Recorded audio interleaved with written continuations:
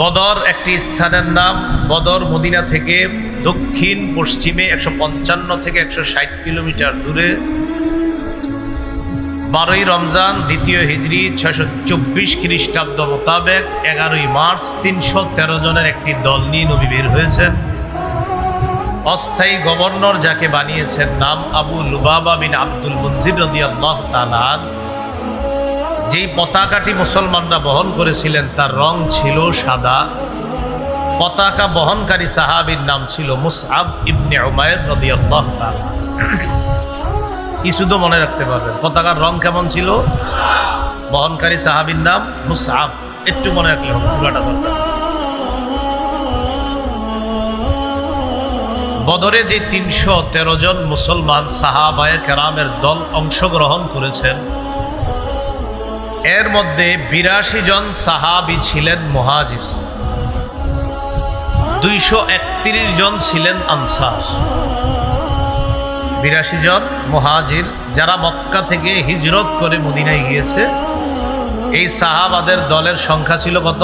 82। আর মদিনায় যারা আনসার তাদের সংখ্যা ছিল 231। মদিনায় আনসার সাহাবারা আবার দুই গোত্র মিলেছিল। এক গোত্রের নাম ছিল আউস, আরেক গোত্রের নাম খাজরাজ। আউস গোত্রের সাহাবাদের সংখ্যা ছিল 170, খাজরাজ গোত্রের সাহাবার সংখ্যা ছিল 61। 170 আর 61 কত হয়? 231। তাহলে আনসার হলো দুই এলাকা মিলে।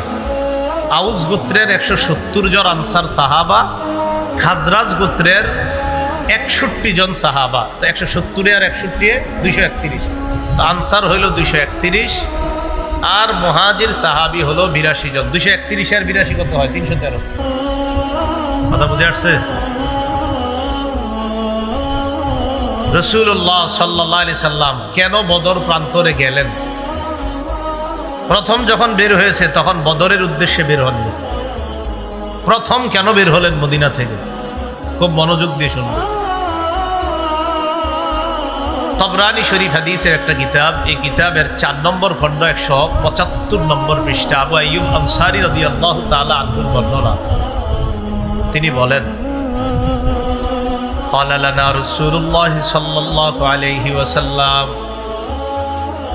إني أخبرت عن عير أبي سفيان فهل لكم أن تخرجوا قلنا نعم يا رسول الله। আবু আইয়ুব আনসারী রাদিয়াল্লাহু তাআলা আনহু বলেন, রাসূলুল্লাহ সাল্লাল্লাহু আলাইহি সাল্লাম আমাদেরকে একদিন বললেন, ও সাহাবাদের দল,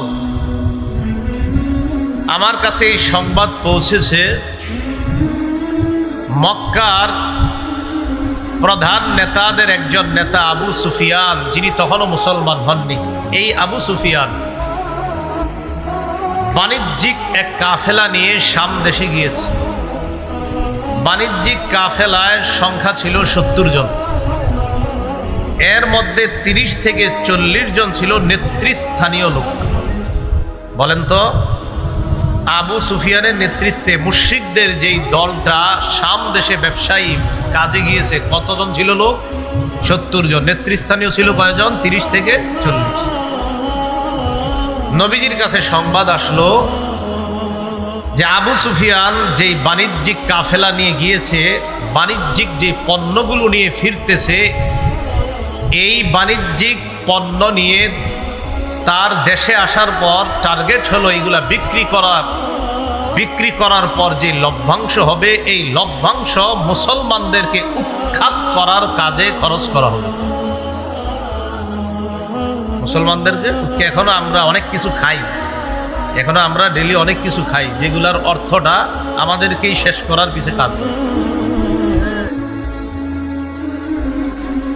তো নবীজি বললেন, আমার কাছে সংবাদ আসছে যে তারা তাদের এই বাণিজ্যিক পণ্য নিয়ে যে আসতেছে, এই পণ্য বিক্রি করে যে লভ্যাংশটা আসবে, এটার লভ্যাংশ দিয়ে মুসলমানদেরকে কিভাবে দুনিয়া থেকে নিশ্চিহ্ন করা যায়, এই জন্য এই লভ্যাংশ খরচ করা হবে। এই বাণিজ্যিক কাফেলার মধ্যে মক্কার প্রায় সবাই পুঁজি বিনিয়োগ করেছে, ইনভেস্ট করছে। ওই যুগে 50,000 দিনার, যাকে আমরা স্বর্ণ মুদ্রা বলতে পারি, এই 50,000 দিনার বা স্বর্ণ মুদ্রা সমপরিমাণ বাণিজ্যিক পণ্য ছিল। বর্তমান হিসাব অনুযায়ী ওই যুগে 50,000 দিনার, এক দিনার সমান সমান যদি 4 মাসা হয়, তাহলে এই যুগেরই টাকা অনুযায়ী ওই যুগে প্রায় 25 লক্ষ টাকার সম্পদ ছিল। কয় লক্ষ? এখন যদি হিসাব করেন তাহলে এটা 25 কোটির উপরে। তাহলে এই যুগের হিসাবে ওই যুগে 25 লক্ষ, তাহলে এটা এই যুগে কত হবে? আর বেশি হইতে পারে। তাহলে এই পরিমাণ সম্পদ নিয়ে আবু সুফিয়ান শাম দেশ, যেটা বর্তমানে আমরা বলি সিরিয়া, এই সিরিয়া থেকে আসতে হবে। বাণিজ্যিক কাফেলা যে শাম দেশ থেকে মক্কায় আসবে, আসার সময় যেই পথ দিয়ে যাবে এই পথ মদিনার উপর দিয়ে গেছে। কথা বুঝে আসছে? তাহলে যেতে হবে কোন দিক দিয়ে? মদিনা দিয়ে। নবীজির কানে যখন এই সংবাদ আসছে যে আমাদেরকে উৎখাত করার জন্য নাকি লভ্যাংশ খরচ করা হবে, এক কাজ করি, চলো আমরা তাদের গতিরোধ করতে হবে, কারণ আমাদেরকে ধ্বংস করার জন্য যা ব্যয় করা হবে এটা নিয়ে আমরা তাদেরকে যেতে দিব না, আমরা রাস্তায় তাদের গতিরোধ করার চেষ্টা করব। আবু সুফিয়ান, যিনি বাণিজ্যিক কাফেলার লিডার ছিলেন, তার বুদ্ধি ছিল খুব বেশি। মদিনার কাছাকাছি আইসা তিনি মানুষের আনাগোনা দেখা কিছুটা আশ করতে পারছেন। ঘটনা কি? মদিনায় কি আমাদের ব্যাপারে কোনো সংবাদ আছে নাকি? আমরা যে তাদের পিছনে লভ্যাংশ ব্যয় করবো, এই জাতীয় কোনো সংবাদ টংবাদ মদিনায় আবার যায় নাই তো? আবু সুফিয়ান সন্দেহ করে করে বিভিন্ন জনকে জিজ্ঞাসা করে, আচ্ছা মুহাম্মদ এবং তার অনুসারীরা, বলেন সাল্লাল্লাহু আলাইহি ওয়াসাল্লাম, তার অনুসারীদের কি অবস্থা? কেউ বলে না, কোনো সংবাদ দিতে পারে না। হঠাৎ একজন সংবাদ দিল যে মুহাম্মদ এবং তার অনুসারীরা মদিনা থেকে বের হয়েছে। কেন বের হয়েছে, কি উদ্দেশ্যে বের হয়েছে তা জানি না, তবে এতটুকু জানি মদিনা থেকে বের হয়েছে। কথা বুঝে আসছে? ওই যে নবীজি সাহাবাদের 313 জনের একটা কাফেলা নিয়ে মদিনা থেকে বের হয়েছে, কেন এটা কেউ জানে না। আবু সুফিয়ান খালি তথ্য নেয়। হঠাৎ একদিন, খুব জ্ঞানী ছিল, ওটের এক লাদা আবু সুফিয়ান লাঠি দিয়ে এইভাবে আলাদা করলো। ওটের লেদা আলাদা করে দেখলো, লেদার ভিতরে খেজুরের ছোট্ট ছোট্ট 2টা বিচি দেখা যায়। বিচি দেখে বুঝতে পারছে, হ্যাঁ এই ওট তো মদিনার ওট, নিশ্চিত মদিনার লোকেরা আমাদের ব্যাপারে জেনে ফেলছে। কি পরিমাণ বুদ্ধি ছিল যে এইটা মদিনার ওট। পায়খানার ভিতরে, ওটের লাদার ভিতরে ছোট্ট খেজুরের বিচি দেখে বুঝে যে এই খেজুর তো মদিনার খেজুর, এটা মক্কার না। তার মানে এই খেজুর যে ওট খাইছে ওটা মদিনার ওট। আবু সুফিয়ান নিশ্চিত হয়ে গেল যে না, মদিনার পথ আমাদের জন্য নিরাপদ না। ইতিমধ্যে আবু সুফিয়ান কি করলো? মদিনার পথ পরিহার করে সমুদ্রবর্তী তীর দিয়ে মক্কায় রওনা করল। বুদ্ধি করে সমুদ্রের তীর দিয়ে রওনা করার সময় আবু সুফিয়ান আশঙ্কা করলো যদি আবার ধরা খাই। এই আশঙ্কায় জমজম ইবনে আমর আল গিফারি নামে এক ব্যক্তি অশ্বারোহী, ঘোড়া চালাইতে পারে, তাকে আবু সুফিয়ান মক্কায় পাঠিয়ে দিল, যাও আমাদের জনগণকে গিয়ে জানায় দাও যে আমাদের অবস্থা ততটা ভালো না, তারা যেন আমাদেরকে রক্ষা করার জন্য প্রস্তুতি নিয়ে আমাদেরকে রক্ষা করার জন্য বের হয়। এই সংবাদ আবু সুফিয়ান পাঠায়। কথাগুলো মন দিয়ে শুনেন, এদিক সেদিক মাথা দিলে একদম হারিয়ে ফেলবে। জমজম ইবনে আমর আল গিফারি ঘোড়া চালাইতে চালাইতে মক্কায় গেছে। সেখানে যাওয়ার পর আবু জাহেলের কানে সংবাদ গেছে যে মুহাম্মদ সাল্লাল্লাহু আলাইহি সাল্লাম আর তার সাহাবারা তোমাদের বাণিজ্যিক কাফেলাকে প্রতিরোধ করার জন্য অলরেডি মদিনা থেকে বের হয়েছে, তবে আপাতত কি অবস্থা আছে জানি না, তোমরা তাড়াতাড়ি কাফেলাকে রক্ষা করার জন্য বের হও।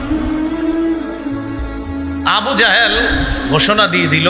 সহিহ বুখারীর বর্ণনা 3950 নম্বর হাদিস, লম্বা হাদিসের অংশ বিশেষ। ইস্তানফারা আবু জাহলিন আন-নাস ফাকালা আদরিকু আইরাকুম, লম্বা হাদিস, এই হাদিসের শেষের দিকে আছে। আবু জাহেল সমস্ত মানুষগুলাকে সদল বলে বের হওয়ার জন্য বলল, আর বলল তোমরা তোমাদের কাফেলাকে তাড়াতাড়ি রক্ষা করো। আবু জাহেল 1000-এর একটা বাহিনী নিয়ে রওনা করছে। কয় হাজার? 1000। নবীজি কয়জন নিয়ে বের হয়েছে?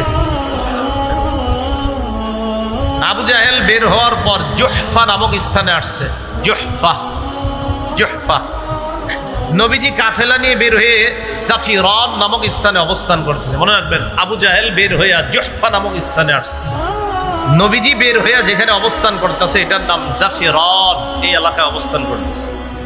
ইতিমধ্যে আবু সুফিয়ান যখন সমুদ্রের তীর দিয়া নিরাপদে মক্কার কাছাকাছি চলে যাচ্ছে, সংবাদ পাঠায়া দিছে আবু জাহেলের কাছে যে আর যুদ্ধ করার দরকার নাই, ফিরে আসতে বলো। ওই যে যারা জুহফায় গিয়ে অবস্থান করছে আবু জাহেল, আবু জাহেল তো মদিনার মুসলমানদেরকে উৎখাত করার উদ্দেশ্যে রওনা করছে। তো জুহফা নামক এলাকায় আসার পর আমি আপনাদের এখানে আসবো, ইটাখোলে আসার পর একজন বললো আসা দরকার নেই, চলে যান। বুঝে আসছে কথাটা? তো ঠিক এইভাবে আবু জাহেল বের হয়েছে, জুহফা নামক স্থানে আসছে। আসার পর আবু সুফিয়ান সংবাদ পাঠায় দিছে যুদ্ধ করার আর দরকার নাই, ফিরে আসো, আমরা নিরাপদে মক্কায় পৌঁছে গেছি। তাহলে জিহাদের আর দরকার নাই, যুদ্ধের আর দরকার।